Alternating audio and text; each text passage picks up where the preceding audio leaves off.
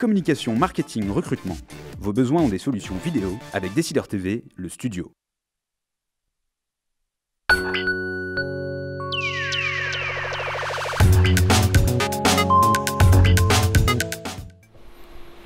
La Tribune des décideurs chaque lundi en partenariat avec latribune.fr et décideurtv.com. Vous pouvez poser toutes vos questions à notre invité pendant cette émission. Nous sommes en compagnie d'Eric Walter, le directeur de la rédaction de la Tribune. Bonjour Eric. Bonjour Thomas. Avec tiens un peu de pub pour la Tribune, un nouveau site qui sort. Nous sommes en train de changer de site là à l'heure qu'il est. Enfin, bon. Notre homepage, on a un nouvel hebdo, on a beaucoup de choses cette semaine. L'histoire se construit en direct. Merci de donner vos impressions sur ce nouveau site aussi à l'occasion. Ça permet toujours d'enrichir et de faire progresser les uns et les autres. Notre invité aujourd'hui, Alexandre Sobo, bonjour. Bonjour.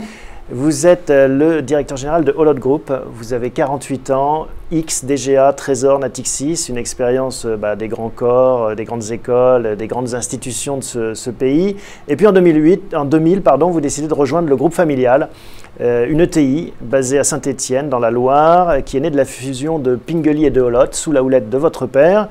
Vous recentrez l'activité et vous affrontez, vous prenez vos galons avec cette crise de 2008-2009 qui fait que le business pour beaucoup d'entreprises, et notamment positionnées comme les vôtres, s'effondre. Donc vous êtes une PME, plus que centenaire, vous êtes en province, vous êtes dans le secteur industriel, donc vous êtes au cœur finalement de ce qui fait beaucoup des débats et des problématiques actuelles. Et c'est pour ça qu'il nous semblait intéressant de vous inviter. Première question, comment ça va ? Écoutez, ça va bien. L'année 2013 a confirmé, depuis la crise de 2008-2009, une poursuite de la croissance qui nous ramène en terrain plus constructif, avec un niveau d'activité un peu meilleur que l'année dernière. Maintenant, passé ce constat général, on est obligé d'observer que l'activité, en particulier en Europe, reste faible.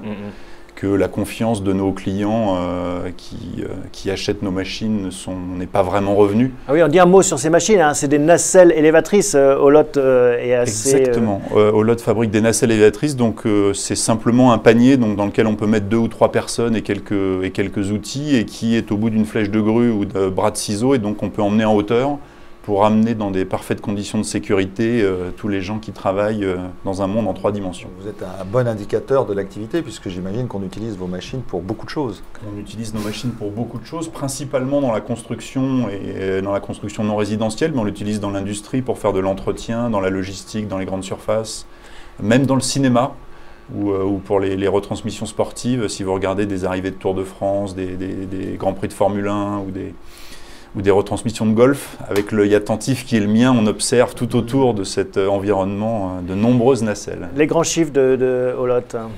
Holod, cette année, c'est un peu plus de 350 millions d'euros de chiffre d'affaires, c'est tout petit peu moins de 1500 personnes, c'est une vingtaine d'implantations commerciales à l'étranger, c'est 6 usines, et c'est des ventes dans plus de 70 pays. Vous semblez représentatif, vous vous sentez représentatif de ces ETI dont on parle, qui est un peu un ovni, on ne sait pas très bien où ça commence, ça s'arrête, mais on sait qu'on en manque en France et qu'il faudrait qu'il y en ait plus comme vous.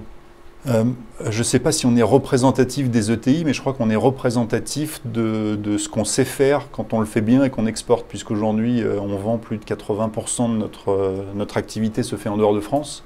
Là aussi, si on se projette 20 ans en arrière, c'était plutôt 90 ou 95% en France. Donc on a parcouru un chemin considérable. C'est passionnant et en même temps difficile. Et de ce point de vue-là, on est emblématique. Maintenant, on a la chance d'avoir un marché mondialisé dans lequel on vend à peu près le même produit partout. Quelques grands concurrents qui sont aussi mondialisés. Donc j'allais dire, le mérite est limité puisque c'était ça ou disparaître. Ça veut dire que vous voyagez beaucoup ? Oui. Que vous prenez la température au Moyen-Orient, en Asie, dans d'autres contrées. Qu'est-ce qui vous frappe le plus quand vous revenez en France ? Je dirais qu'en France en particulier, en Europe en général, les gens ont perdu l'envie et la confiance. Là où, dès que vous voyagez, même si tout n'est pas simple, en Argentine, au Brésil, même aux États-Unis, au Moyen-Orient, en Chine, en Australie, enfin dans tous les pays où on est présent, rien n'est complètement simple. Il y a de la réglementation, il y a des difficultés, il y a des tas de choses à gérer, mais on sent l'envie de faire les projets, l'envie d'avancer, et les gens y croient. Ils se sont définis un futur qu'ils imaginent meilleur et ils ont envie d'avancer dans cette direction. Quand vous revenez en Europe, vous avez vraiment l'impression, alors avec des nuances suivant que vous êtes de plus en plus au nord ou de plus en plus au sud, mais globalement, on a vraiment l'impression que la confiance n'est pas là, donc tout est plus difficile, les investissements seront sur des durées plus courtes. Il y a des besoins, l'activité n'est pas mauvaise. Et il y a un chiffre qui illustre ce qui s'est passé avec la crise, c'est qu'avant la crise, quand vous preniez le marché mondial, l'Europe, c'était un petit tiers du marché mondial. Cette année, ce sera 20%. Ouais.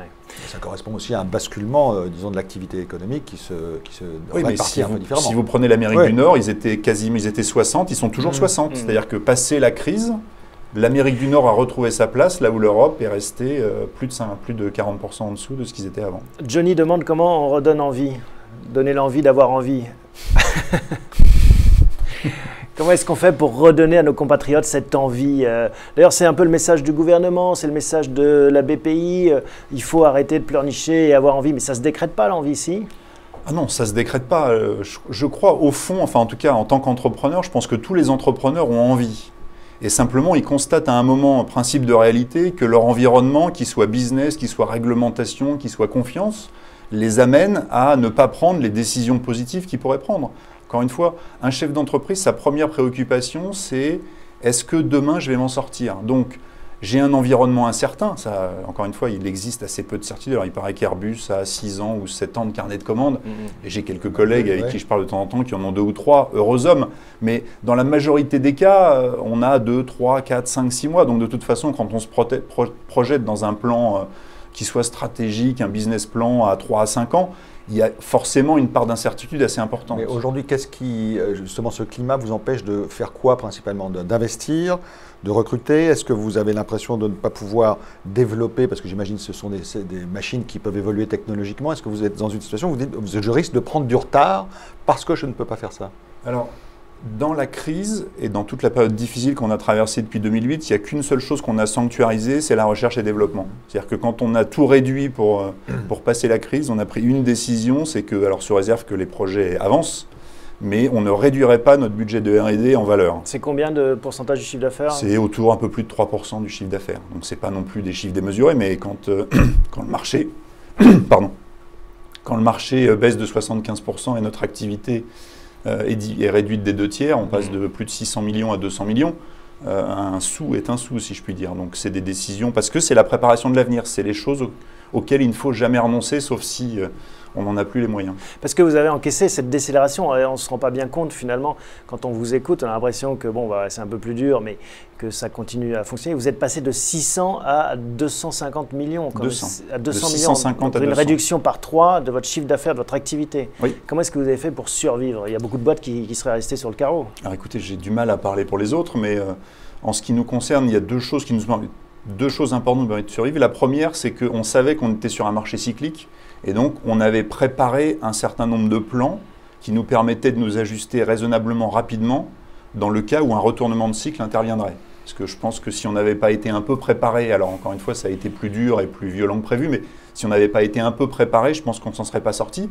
Et la deuxième chose, c'est que dans la période faste, on avait mis de l'argent de côté et on avait consolidé les fonds propres, on avait une politique de distribution très raisonnable, parfois jugée trop raisonnable par certains analystes ou certaines personnes qui nous observent, parce que quand les temps sont durs, si vous n'avez pas la sérénité financière en vous disant « je ne me demande pas comment je fais la fin du mois », vous pouvez quand même garder un horizon un peu plus lointain et prendre des décisions qui sont violentes à court terme, mais qui ne handicapent pas votre capacité de rebond. En termes d'emploi, il s'est passé quoi? En termes d'emploi, on est passé en pro forma, parce qu'il y a eu quelques évolutions de périmètre, mais de presque 2500 à un peu plus de 1500. Et aujourd'hui, vous êtes dans une période où vous pourriez re-recruter? Alors, on n'est pas encore au niveau où on peut re-recruter, puisque au plus fort de la crise, dans nos usines françaises, on faisait entre 2 et 3 semaines de chômage partiel par mois. Donc on travaillait à 10-15% de nos capacités. Donc on est revenu à un petit peu moins de la moitié. Et on a encore un peu de place pour continuer à croître sans embaucher massivement. Mais dès qu'on fait plus de machines, on a besoin d'un peu plus de monde sur nos lignes. Une question qui revient régulièrement, c'est comment est-ce qu'on recrée cette confiance? Vous, en tant que chef d'entreprise, qu'est-ce que vous attendriez si vous aviez une baguette magique? Est-ce que c'est une nouvelle loi sur le travail, sur la fiscalité, sur que sais-je, enfin, dans un autre domaine? Qu'est-ce que ce serait la première mesure pour renouer cette confiance? Alors, je pense que c'est difficile de dire une, j'en verrais bien deux. Il y en a une première, c'est que le constat partagé aujourd'hui, j'espère, c'est que les entreprises françaises sont insuffisamment rentables. Donc on a diabolisé le profit, on a diabolisé le patron pendant des années, mais dans une ETI comme la nôtre, et je pense que c'est le cas de 99,9% des entreprises que je connais, l'argent qu'on gagne, il sert à se projeter dans l'avenir, il sert à investir, à prendre des risques, à gagner des clients. Donc c'est le moteur qui permet d'avancer. Donc aujourd'hui, il faut absolument, alors dans un plan à 3 ans, à 5 ans, rentrer dans une démarche claire où on va alléger les charges qui pèsent sur les entreprises, parce que là aussi, quand on compare en Europe, on voit bien que cet écart de rentabilité n'est pas du tout lié à une faiblesse des entreprises françaises, mais simplement à un niveau de prélèvement qui pèse sur elles, qui est sensiblement supérieur à ce qu'on trouve en Allemagne et dans la moyenne européenne. Donc ça, c'est le premier grand paquet. Je pense que ça ne peut pas se faire comme un coup de baguette magique, mais rentrer dans un plan clair qui avait un peu commencé, qui dit on va vous aider à restaurer votre rentabilité d'un point de vue allègement de charges est une première chose. Mais il y en a une deuxième qui est tout aussi importante, c'est la capacité de prendre des risques. Et là, il faut accepter de remettre sur la table l'ensemble de notre droit social. Ça ne veut pas dire priver les travailleurs de toute leur protection, mais ça veut dire se dire comment on définit un meilleur équilibre que celui qu'on a aujourd'hui, dans lequel quand vous avez un CDI, vous avez peu de chances de le perdre, mais quand vous n'en avez pas, vous avez peu de chances d'en avoir un. Et donc, aujourd'hui, je connais plein d'entreprises qui se refusent d'embaucher en CDI, non pas parce qu'ils n'ont pas de projet, mais parce que comme le projet a une durée de vie limitée et qu'ils ne savent pas de quoi sera fait demain, ils se disent si ça s'arrête au bout de 6 mois, ou de 9 mois, ou de 12 mois, ou de 24 mois, qu'est-ce que je fais? Et l'accord, la nouvelle loi qui est passée l'ANI en début d'année, permet selon vous de desserrer un peu cet étau. On a vu des accords assez ambitieux au niveau de certaines entreprises, je pense à Peugeot, entre les syndicats et la direction pour préserver justement l'emploi et introduire de la flexibilité. Alors je pense que cet accord n'est qu'un petit pas dans la bonne direction. Donc il montre bien la volonté des gens de faire bouger les choses, et de ce point de vue-là, c'est une bonne chose, même s'il a un coût très élevé pour les PME, puisque globalement il va se traduire par 4 milliards de charges supplémentaires au niveau des obligations de couverture mutuelle, pour l'ensemble des entreprises de moins, je crois, c'est de 50 salariés qui n'étaient couvertes par aucune obligation. Donc, ce n'est pas un accord neutre. Et la deuxième chose, c'est que globalement, il ne traite que le sujet des grandes entreprises qui ont à faire face à un ajustement qui soit temporaire ou définitif. Donc on met de la souplesse pour les grandes entreprises et on la fait payer par les petites. Hein. Il n'y a pas que ça, mais en lecture. Pas tout à fait que ça. Mais il n'y a pas que ça, mais en lecture rapide, mon message, c'est pas tellement que c'est une mauvaise chose. Je suis réservé, mais dans tout accord, il y a forcément des côtés qu'on préfère à d'autres. Mais je voudrais surtout pas que les gens pensent qu'avec cet accord, le problème est réglé. À mes yeux, on a fait entre 5 et 10% du boulot. Donc il en reste 90 à faire si vous voulez recréer en France l'envie d'embaucher et de prendre des risques. Parce que le moteur de la croissance, il ne faut pas l'oublier, c'est la prise de risque. Le CICE, ça représente quoi pour vous? Vous allez, j'imagine, l'utiliser cette année. Alors, ça représente quelque chose de significatif? Le CICE chez nous, c'est un peu moins de 2% de la masse salariale. Donc c'est l'équivalent d'une année d'augmentation de salaire. Pourquoi? Parce qu'on est une entreprise industrielle, on a des ingénieurs, on a des bureaux d'études, donc le plafond à 2,5 fois le SMIC est assez pénalisant. C'est d'ailleurs un reproche qu'on a fait au CICE, c'est-à-dire que pour des entreprises de technologie ou de pas forcément très haute technologie, que ça les pénalisait dans la mesure où effectivement ils avaient une grande part de leur manœuvre qui était au-dessus du plafond et que ça ne facilitait pas la montée en gamme, puisque c'était un des débats aussi sur les ETI en France. Est-ce que vous l'analysez ainsi? Alors, il y a deux choses. D'abord, le CICE, il ne faut là non plus pas cracher dans la soupe, c'est un pas dans la bonne direction. C'est une première mesure d'allègement de charges. Maintenant, c'est plus une mesure emploi qu'une mesure compétitivité. Comme les allègements de charges bas salaires, elles visent plutôt aujourd'hui à aider les gens qui sont tout en bas de l'échelle à coûter un peu moins cher et donc à faire en sorte que ceux qui ont une productivité marginale très faible aient quand même un accès à l'emploi. En termes de compétitivité pour des ETI industriels qui exportent, on n'est pas vraiment dans la tranche de salaire dont on a les plus gros volumes et les plus grandes valeurs. 80% de votre chiffre d'affaires à l'export, vous l'avez rappelé.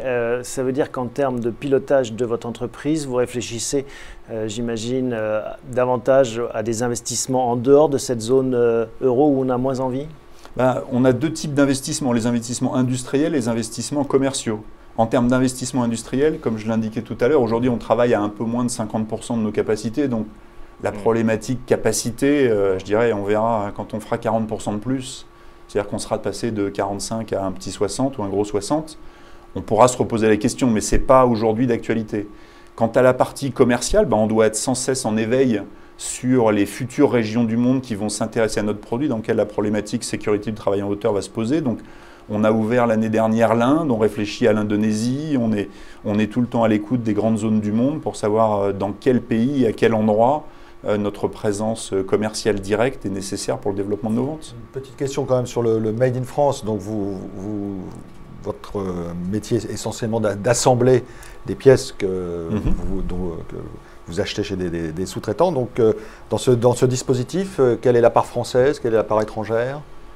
Alors on raisonne Europe. Ouais. Et l'Europe représente encore un peu plus de 60%, 60-70% de nos approvisionnements de composants. Et la France, spécifiquement, vous l'avez pas en tête? On le suit plus. Enfin, on suit plus la France en tant que telle, en termes de marché et en termes de split. Donc aujourd'hui, je dirais que c'est sans doute la moitié de ça. Mais ce qu'il faut bien voir, c'est que sur beaucoup, et ça fait partie des sujets qui sont difficiles, sur beaucoup de pièces et de composants qu'on achète, on n'en trouve juste plus en France. C'est-à-dire que l'offre a juste disparu. C'est-à-dire qu'on n'en trouve pas, on n'en trouve plus. Avant vous en trouviez. Il y a 20 ans, il y a tout un pan de l'industrie française qui a disparu. Aujourd'hui, on trouve encore des choses. Les deux grands, enfin, c'est Europe du Nord, qui a un centre de savoir-faire en partie dans l'hydraulique.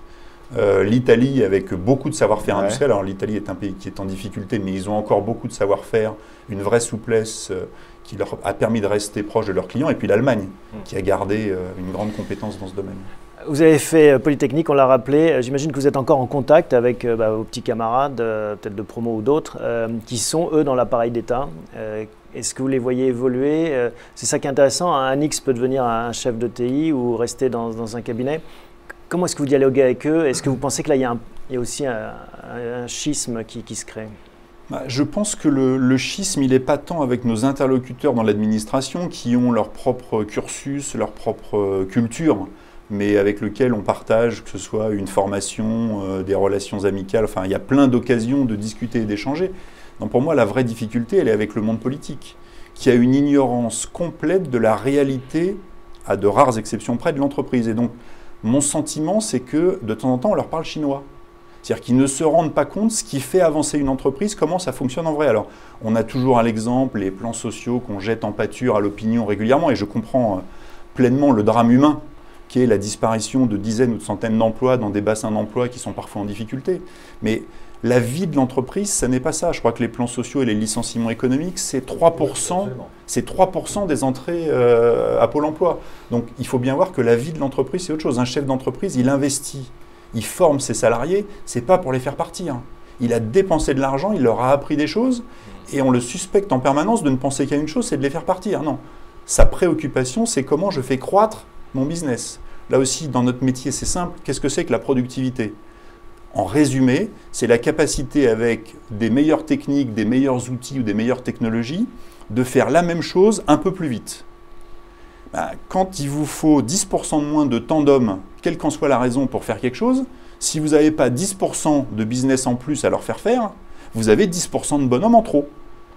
Donc l'objectif, c'est est-ce qu'en face de toute cette productivité qui est le moteur de la croissance et de la réussite, on est capable de générer le business additionnel? Il y a une critique, ou en tout cas une remarque qui est faite sur les ETI en France, c'est quelquefois soit une forme de conservatisme, soit une difficulté à aller voir à l'extérieur, non pas pour vendre, mais pour passer des alliances. Est-ce que vous avez le sentiment que de ce point de vue-là, ça a évolué? Alors, parce que ce sont souvent des entreprises qui étaient familiales, qui ont grossi, c'est le cas un peu de la vôtre. Est-ce que vous avez le sentiment que là aussi, ça change? Aussi dans les rapports sociaux, c'est vrai qu'il y a des héritages qui sont un petit peu lourds.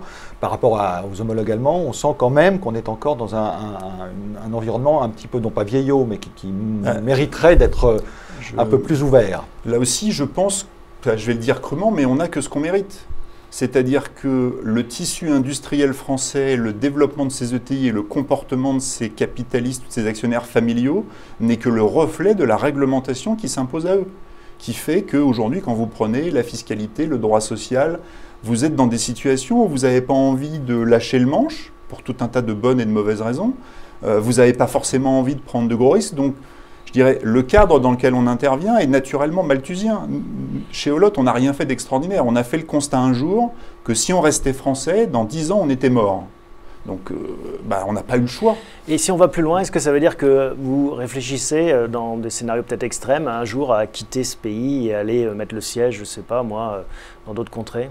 Non, ce à quoi je réfléchis, c'est comment je peux convaincre les gens qui nous gouvernent, quelle que soit leur couleur politique, de faire évoluer l'environnement dans lequel on est, pour que tout ce qu'on aurait envie de faire dans ce pays, on ne soit pas incité ou à ne pas le faire ou à le faire ailleurs. Parce qu'aujourd'hui, il faut bien se rendre compte qu'il y a une vraie désincitation à l'embauche, voire même, alors ils ne le disent pas publiquement, mais je suis sûr que dans nombreux groupes internationaux, la France est blacklistée, c'est-à-dire que vous n'avez pas le droit d'embaucher en plus. C'est tellement compliqué de s'ajuster, et la crise de 2009 a fait que beaucoup de groupes présents en France ont pu mesurer, puisqu'ils ont eu à s'ajuster. Donc ils ont vu combien c'était compliqué, la quantité d'argent que ça coûte, le risque juridique qui va avec. Bah derrière, c'est naturel de se dire, je ne vais pas me remettre du risque dans ce pays quand j'ai le choix de le mettre ailleurs. On peut changer les politiques, hein. Non, Comment vous faites, vous, pour essayer de les convaincre? Vous les emmenez dans vos usines? Je veux dire, nos usines sont ouvertes quand ils veulent. J'essaie d'en rencontrer un maximum. Il n'y a pas beaucoup de désir des politiques d'aller dans les usines. Il y a une opération qui a été lancée par Christophe Agnus qui s'appelle « Adopte un élu ». Il y a eu 600 chefs d'entreprise en quelques jours qui se sont inscrits et 3 élus en face. Donc, je pense que c'est aussi un métier, la période n'est pas simple, mais encore une fois, le fait que ça n'avance pas toujours au rythme qu'on veut n'est pas pour moi une raison de renoncer. Là aussi, quand vous prenez des statistiques, il y a des choses qui sont très drôles, c'est que vous apercevez que la probabilité de défaillance d'une entreprise augmente avec l'âge du capitaine. Et on a un droit social et fiscal, tout ce qui est lié à la transmission, l'ISF, etc., qui incite la personne en place à rester le plus longtemps possible in charge. Il faut savoir ce qu'on veut. Encore une fois, je ne dis pas c'est un bon ou c'est un mauvais impôt. Vous n'a pas échappé que c'était le cas avant, même avant l'ISF, etc. On voyait bien que les entreprises, les fondateurs avaient tendance à rester très longtemps. Donc il y a une tradition malthusienne qui est assez forte en France. Mais à un moment donné, on fait un certain nombre de corrélations. On a le droit de se demander ce qu'on peut changer pour que les choses évoluent. Je ne dis pas que tous les leviers sont bons, mais je trouve quand même que sur le sujet de l'entreprise, assez souvent en France, on est instantanément dans le passionnel et on n'arrive pas à rester rationnel avec des analyses objectives qui est qu'est-ce qu'on veut? On veut créer des emplois dans notre pays. Qui peut les créer de façon durable? C'est l'entreprise. Quelles sont les conditions qu'on pourrait mettre autour d'elle pour qu'elles en créent plus? Et instantanément, on bascule dans l'idéologie et tous ces éléments qui font que ce débat est instantanément pollué par l'histoire, les conflits, l'idéologie. On n'arrive pas à avancer au rythme où on devrait. Vous, Alexandre Sobo, qu'est-ce qui fait que vous avez encore envie d'essayer? Qu'est-ce qui fait que vous levez le matin avec l'énergie d'essayer de faire évoluer les choses? Il y a deux choses. Premièrement, l'énorme responsabilité qu'on a vis-à-vis des 1500 personnes qui travaillent pour nous. Encore une fois, on fait vivre et travailler dans le monde 1500 personnes, donc là aussi… 1500 familles, hein, ouais. Derrière, il y a sans doute 1500 familles. Ils ne sont pas tous en France, mais il y en a quand même une petite moitié en France.